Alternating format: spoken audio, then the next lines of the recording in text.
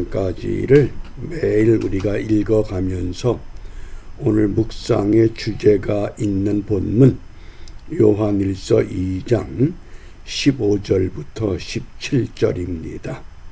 우리 먼저 말씀을 한 절씩 읽어가면서 오늘 묵상의 주제의 의미를 함께 살펴보겠습니다. 15절입니다. 15절 말씀 함께 읽습니다. 이 세상이나 세상에 있는 것들을 사랑치 말라. 누구든지 세상을 사랑하면 아버지의 사랑이 그 속에 있지 아니하니. 아멘. 여기 세상이란 단어, 헬라어 성경에서 세상을 코스모스라고 합니다. 코스모스. 하나님이 우주 만물을 만드셨는데 그 만드신 그 세상이 처음에는 하나님 보시기에 심히 좋았다고 하셨습니다.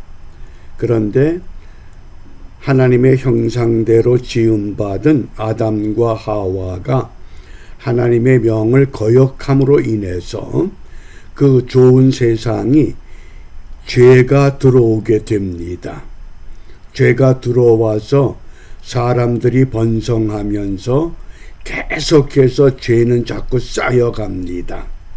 그 결과 사도 바울은 이 세상을 누가 장악하고 있느냐? 공중 권세 잡은 사탄이 이 세상을 장악하고 사람들을 내세워서 세상을 어지럽히고 있다고 탄식했습니다. 우리가 지금 그런 세상에 있습니다. 그러므로 이런 세상에서 우리가 신앙생활하는 것이 결코 쉽진 않습니다. 그렇기 때문에 어제 우리 신앙 성장의 세 단계, 아이들아, 자녀들아, 청년들아, 아비들아, 그러면서 이것을 우리가 연륜적으로 이해하면 아이들, 자녀들은 철부지 신앙입니다. 철이 없기 때문에 누군가가 잘 보살피고 다듬어 줘야 합니다. 또 청년들은 혈기가 왕성하기 때문에 자기 멋대로 하기가 쉽습니다.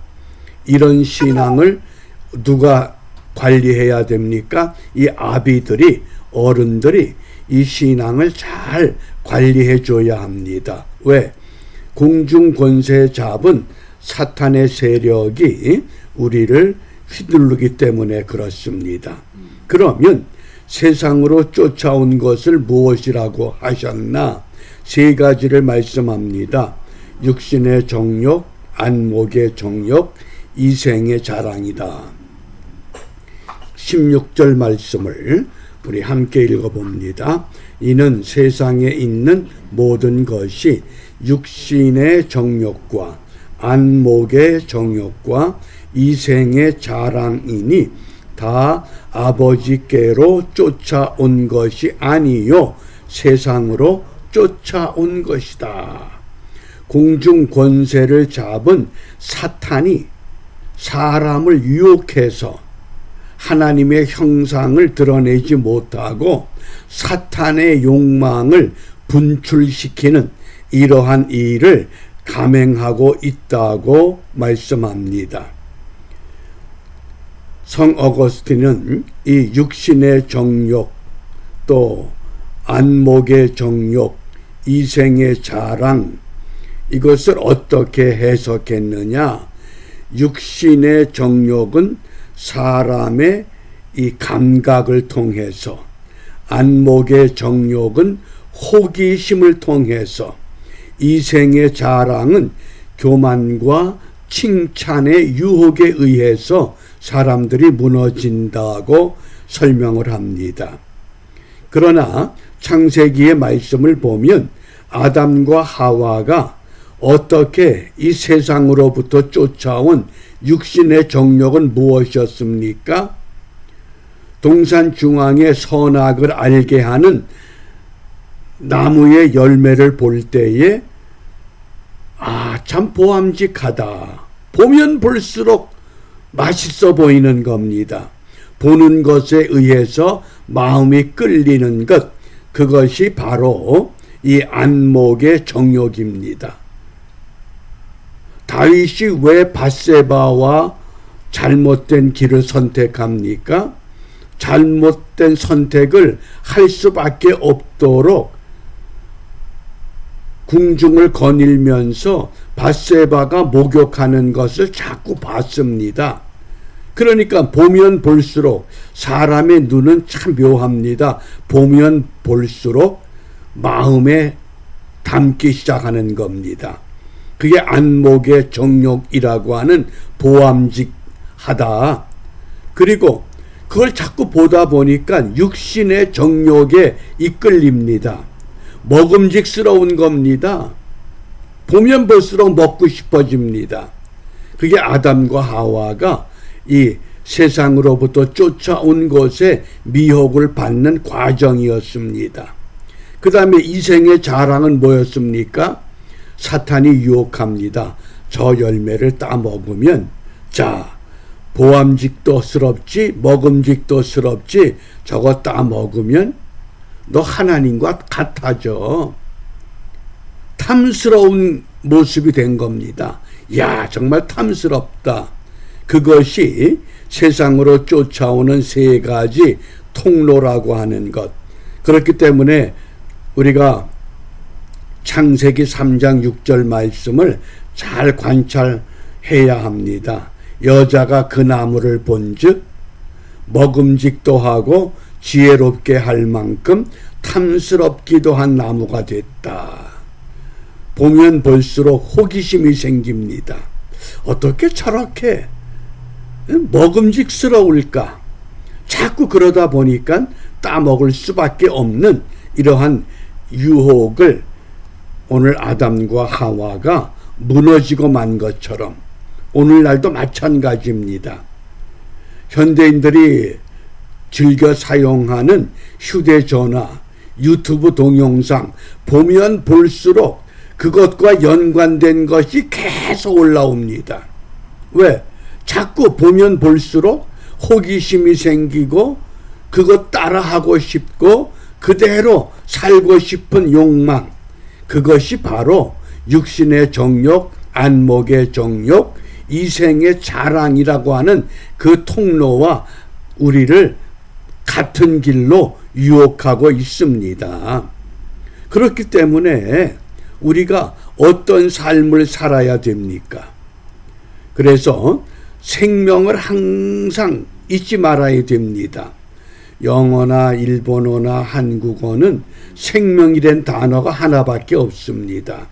그런데 헬라어 성경에서 헬라어는 생명을 세 가지로 구분합니다. 조에라고 하는 생명, 이건 하나님의 생명, 영원한 생명, 영생을 말합니다. 그 다음에 푸시케라고 하는 생명, 이건 혼의 생명으로 사람이나 짐승이나 똑같은 재료 흙으로 만들었습니다. 똑같은 숨을 쉬고 있습니다. 그러니까 사람과 동물은 재료상으로 보면 똑같습니다. 같은 혼의 생명을 가지고 있습니다. 그런데 세 번째 비오스라고 하는 생명이 있습니다. 이건 그냥 식물은 꺾어지면 죽습니다. 사람도 호흡이 꺾어지면 죽습니다. 그러나 사람에게는 무엇이 있습니까? 하나님의 생명을 우리가 얻었습니다. 그래서 예수님께서 요한복음 6장 35절에 예수님은 생명의 떡이다, 생명의 빵으로 오셨다 그랬습니다. 그때 생명이 이 조엘이라는 단어를 사용한 겁니다. 우리가 성찬식 때 성찬의 떡을 받는데 그 떡이 세상의 재료지만은 그 속에 약속된 하나님의 생명이 있다고 하는 것을 우리가 항상 기억하면서 떡을 받을 때마다 하나님의 생명이 내 안에 들어온다고 하는 믿음을 더 견고하게 가져야만 합니다. 그러므로 오늘 본문을 통해서 우리에게 무엇을 말씀합니까? 17절입니다. 이 세상도 그 정욕도 지나가되 오직 하나님의 뜻을 행하는 이는 영원히 거하느니라. 이때 하나님의 뜻은 델레마라고 하는 뜻입니다. 따라갈 수도 있고 따라가지 않을 수도 있습니다. 하나님이 강제적으로 끌어가는 거 아닙니다. 예수를 믿을 수도 있고 믿지 않을 수도 있습니다. 자유의지가 있기 때문에 그렇습니다. 그러나 하나님의 뜻을 행하면, 하나님이 원하는 방향으로 초점을 맞추면 이는 영원히 조회라고 하는 영생의 길을 얻게 된다고 말씀을 하셨습니다. 그러므로 오늘 우리 기도 제목은 분명합니다. 우리의 일생 동안, 우리의 남은 생애 동안 온전히 주님 뜻대로 살아가게 하옵소서. 하나님의 뜻이 무엇입니까? 항상 기뻐하라, 쉬지 말고 기도하라, 범사에 감사하라. 이게 하나님의 뜻입니다.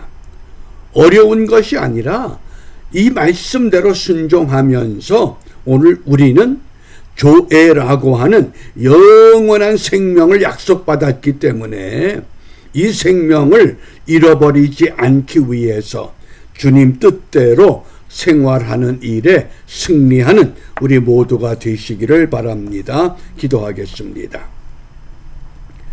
생명의 주가 되시는 하나님, 오늘도 저희들에게 이 땅에서 영원한 생명의 삶을 누리며 살아갈 수 있도록 또 한날의 은혜를 베풀어 주셨습니다.